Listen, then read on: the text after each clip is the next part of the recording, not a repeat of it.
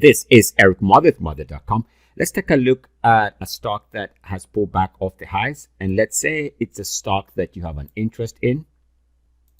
And your interest is mostly playing breakout. So for example, if we take this ideal couple of breakouts, remember I'm just cherry picking the areas where there were good breakouts here. There's a good breakout. There's a breakout here that works for a little bit. So there's a good breakout here, another one here. And then there's another breakout here. So let's say you play the breakout game. And so you like the stock. You'd like to play the stock on the next potential breakout when and if it happens. So there are a couple of options. This is the weekly chart. So let's say you wanted to track this stock for a breakout based on the weekly chart. One of the options, of course, is to take the recent weekly closing high. In this case, that is 74.81, which is this weekly closing high from February. So you'd have to wait until the stock comes close enough so you can have an interest. And more importantly, you'd want the stock to break out before you can consider it a breakout buy signal. So the weekly chart gives you 74.81. What I like to do is use the monthly chart for obvious reasons. If we take a look at the monthly chart, we can see that it's also pulled back off the recent monthly closing high.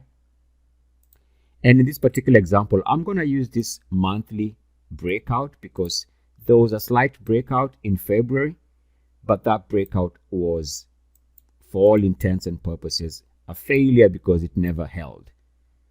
So we can say that the previous weekly closing high is still valid.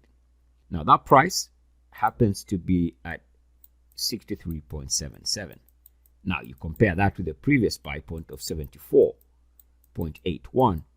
And if it's a stock that you already have an interest, I would say waiting for any price clearance of the recent monthly closing high gives you an earlier entry point if you consider the monthly chart. So just a quick video to remind you not to overlook the monthly chart. There's a lot of good entry points based on the monthly chart. And the best part about monthly charts is you get an early entry before the rest of the crowd that is looking for new daily levels, breakout levels, weekly levels, or all-time intraday highs. So monthly charts also can give you valid entry points.